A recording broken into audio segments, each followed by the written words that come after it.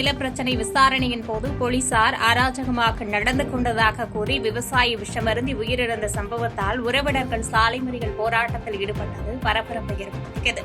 தென்காசி மாவட்டம் சிவகிரி அருகே உள்ள தலவாய்புரத்தை சேர்ந்த விவசாயி அந்தோணிராஜ் என்பவருக்கும் அவரது பக்கத்து வீட்டுக்காரருக்கும் இடையே நிலப்பிரச்சினை இருந்து வந்ததாக கூறப்படுகிறது.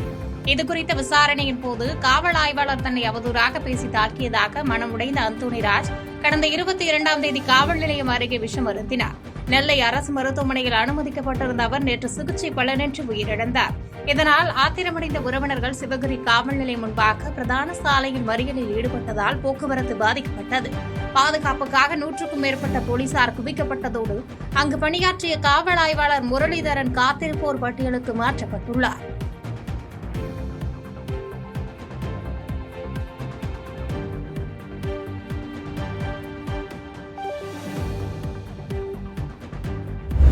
இந்தி சமஸ்கிருத திணிப்பு இருக்கும் வரை தமிழ்நாட்டில் பாஜக காலூன்ற முடியாது என தமிழக வெற்றிக் கழக கொள்கை பரப்பு செயலாளரும் அமைச்சருமான அருண்ராஜ் தெரிவித்துள்ளார்.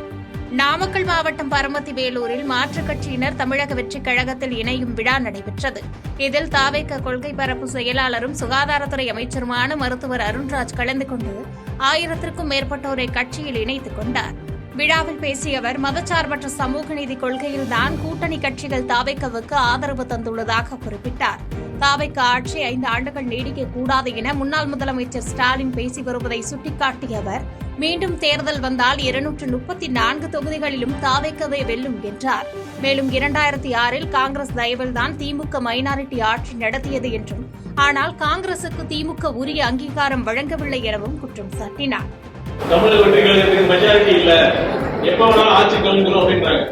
நான் சொல்றேன், ஐயா ஸ்டாலின் அவர்களே, தயவுசெய்து சாமியால் நல்லா வேண்டிக்கங்க, எப்படியாச்சும் இந்த 5 ஆண்டு இந்த ஆட்சி நீடிக்கணும். தப்பி தவறி திரும்பவும் தேர்தல் வந்துச்சு வச்சுக்கீங்க.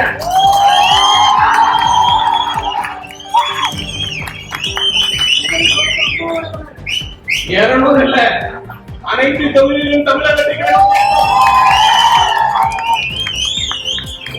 இப்ப அதிக வருஷம் தமிழ்நாட்டை ஆண்டோம் அப்படின்னு ஒரு கட்சி பெருமையா பேசிட்டு இருந்தாங்க. அந்த கட்சி எத்தனை தொகுதியில டெபாசிட் தெரியுமா? எத்தனை தொகுதியில டெபாசிட் தெரியுமா?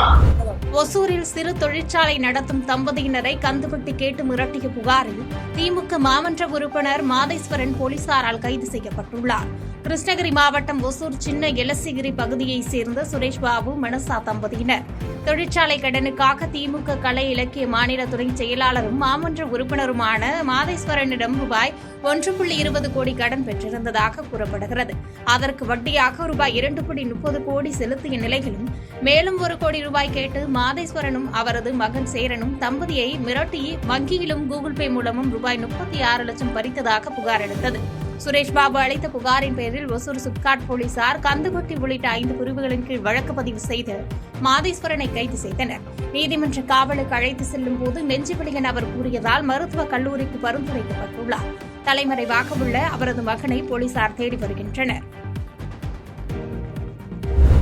ஒசூர் ஜூஜுவாடி சோதனை சாவடியில் கர்நாடக பேருந்தில் கடத்தி வரப்பட்ட ரூபாய் 2.6 லட்சம் மதிப்புள்ள வலி நிவாரண போதை மாத்திரைகளுடன் 3 பேர் கைது செய்யப்பட்டனர்.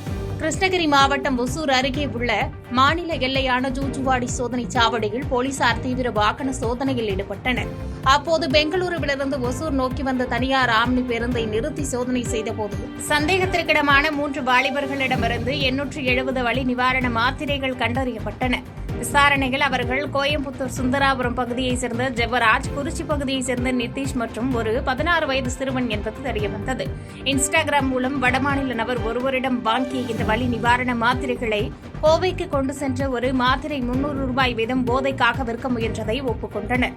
இதையடுத்து மூவரையும் கைது செய்த போலீசார் மாத்திரைகளை பறிமுதல் செய்து மேல் நடவடிக்கை மேற்கொண்டு வருகின்றனர். கடந்த மாத பகையை மனதில் வைத்து மதுரை மீனாட்சியம்மன் கோவில் கார் பார்க்கிங்கில் சிறுவன் குபேந்திரன் என்பவரை 5 பேர் கொண்ட கும்பல் ஓட விரட்டி வெட்டி படுகொலை செய்தது பரபரப்பை ஏற்படுத்தியது. மதுரை மீனாட்சியம்மன் கோவில் அருகே உள்ள மாநகராட்சி கார் பார்க்கிங் பகுதியில் நேற்று நள்ளிரவு குபேந்திரன் என்ற சிறுவன் பைக்குகளில் வந்த கும்பலால் சரமாரியாக வெட்டி படுகொலை செய்யப்பட்டார்.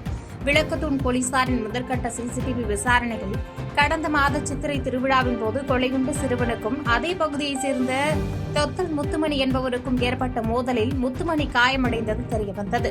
அதற்கு பழிவாங்க முத்துமணி, அவரது தம்பி ராஜ் உள்ளிட்ட 5 பேர் கொண்ட கும்பல் குபேந்திரனை தீர்த்து கட்டியுள்ளனர்.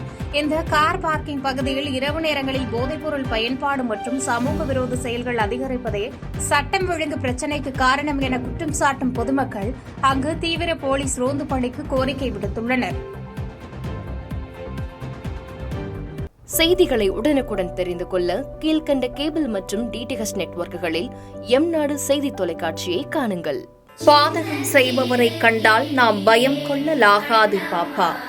மோதி மிதித்துவிடு பாப்பா, அவர் முகத்தில் உமிழ்ந்துவிடு பாப்பா.